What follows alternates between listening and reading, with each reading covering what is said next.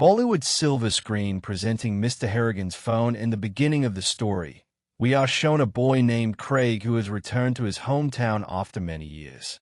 After returning to his hometown, his childhood memories become fresh.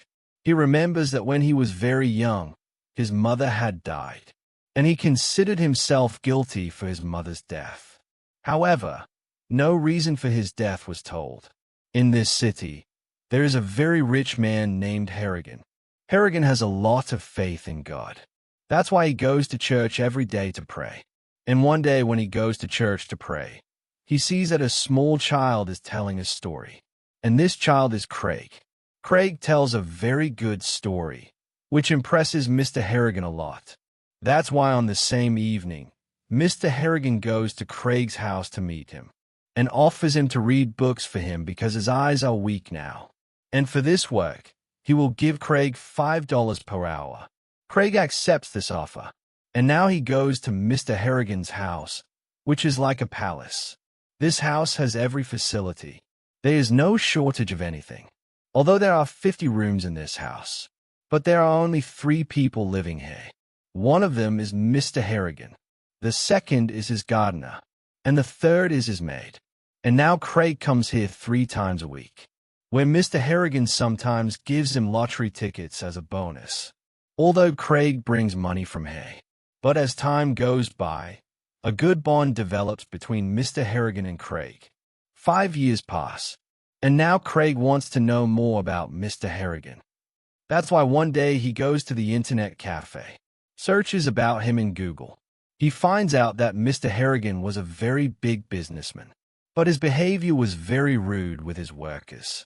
His workers were so upset with him that some people destroyed their lives completely because of him. Although Craig has read everything about him, but Craig's view of him is still the same.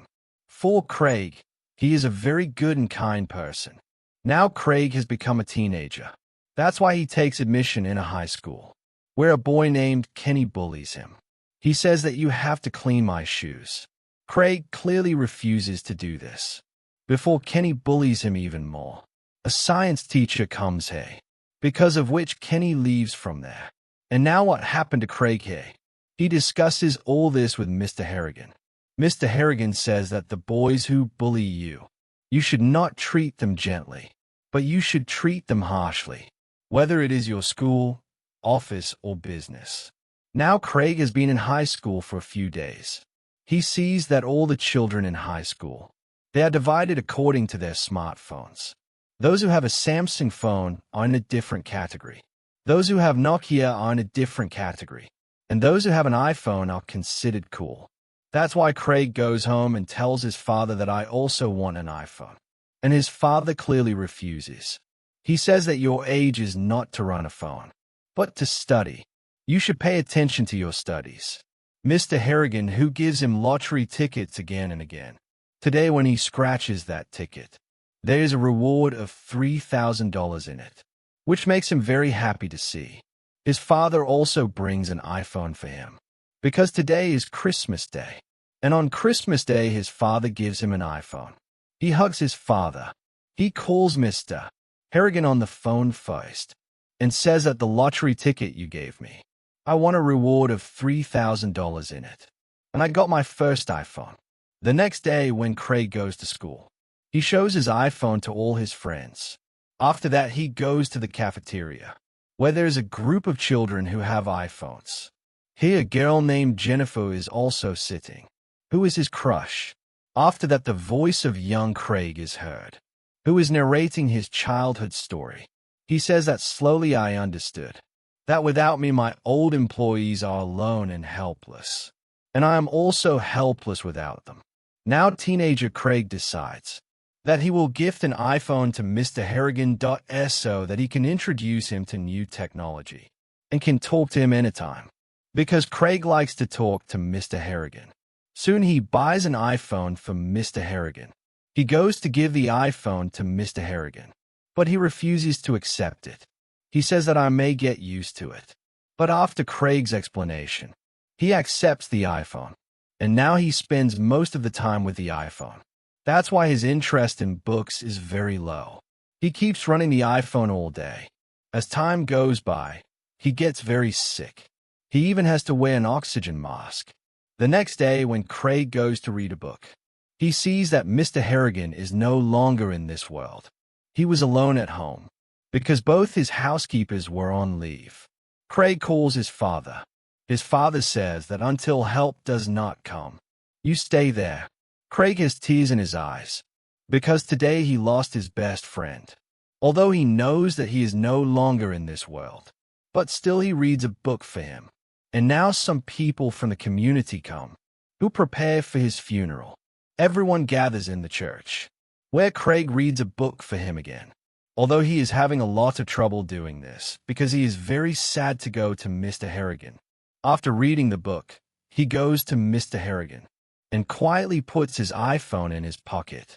After this, he leaves the church with his father. That's when Mr. Harrigan's personal finance manager comes there, and tells that Mr. Harrigan has transferred $8 lakh from his wealth to Craig, so that he can get a good education. Craig and his father get very emotional after hearing this.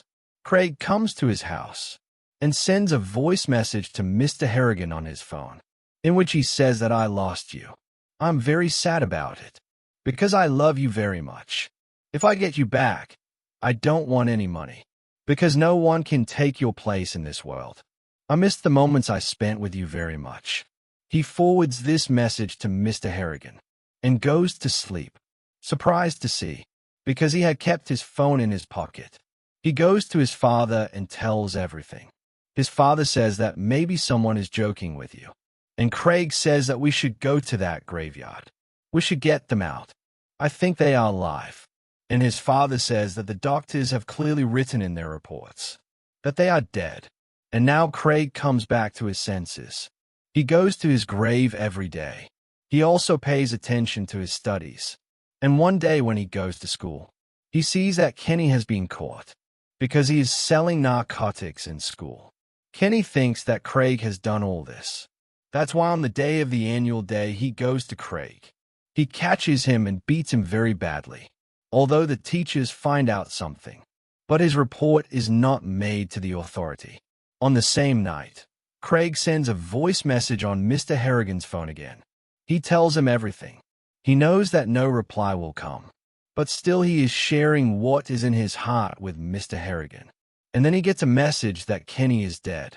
Knowing this, he gets surprised and goes to the place where his dead body is. He finds out that he had drunk a lot of alcohol, because of which he fell from above and died. Craig looks at his body carefully.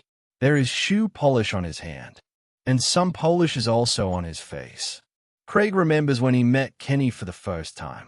Kenny told him while bullying him, "Either you clean my shoes, polish them. Otherwise, you will have to eat this polish." And now the same thing happened with Kenny. Craig believes that Mr. Harrigan's soul has done this. That's why he decides to investigate this thing even more. He goes to an old employee of Mr. Harrigan and investigates him. He finds out that this employee had stolen from Mr. Harrigan's company, after which he was fired. And the surprising thing is that after a few days, this employee also dies. Craig believes that Mr. Harrigan's soul is an evil soul. That's why he keeps the phone from which he voice messages Mr. Harrigan in a box. Now his high school is complete. That's why he goes to Boston to do journalism. Everything is normal in his life now. Then one day his father calls him, who tells him that your high school teacher, with whom you were very close, his car died in an accident. Craig is very sad to hear this, because his teacher had always supported him since childhood. Craig comes back to his hometown. He finds out that a man named Whitmore, he was drinking and driving a car, and because of the accident of his car, his teacher has died. Here Craig and all his friends, they all want Whitmore to be punished as hard as possible, because he has already been arrested for drunken drive.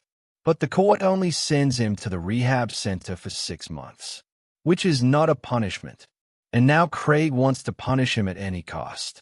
That's why he takes out the box in which he had kept his iPhone, with which he always messaged Mr. Harrigan. Craig takes out the phone and messages Mr. Harrigan. that Whitmore has no right to live. Because of him, an innocent life was lost. And the next day, Craig finds out. He died while taking a shower at the rehab center, and now Craig considers himself the cause of Whitmore's and Kenny's death. That's why he goes to Mr. Harrigan's house, so that he can get any proof of supernatural activities. But he does not get any proof. After this, he opens Mr. Harrigan's closet, where he gets a photo of Mr. Harrigan's childhood. He also finds out that the way he lost his mother at a very young age. Mr. Harrigan also lost his mother, and this was the reason why Mr. Harrigan chose him as a reader. This was the biggest question of his life, because he knew that there are many better readers than him in this city. But still, why did Mr. Harrigan choose him? He has got the answer to his question. After this, he goes to Mr. Harrigan's grave and says that I did not understand your other text messages before, but now I have understood. Those messages meant that I will have to let your spirit go. I will not have to contact you. Actually, Mr. Harrigan used to see his image in it. He used to care for him. That's why his spirit used to reply to his messages. After this, Craig also goes to his mother's grave, where he has not gone since childhood. He goes there and cries a lot. And now he goes to the lake, where he used to send voice notes to Mr. Harrigan with his first iPhone. He throws it in the lake, although he wants to throw his new phone, which is his existing phone. But maybe in today's world, no work can be done without a phone. That's why he doesn't throw his phone. After this, we hear his voice. He says that whenever I am buried, my pocket should be completely empty. There should be no phone in it. With this story ends. Hey, there can be many meanings of this story. What did you feel after listening to this story? Do write in the comment box. Hope you liked this story.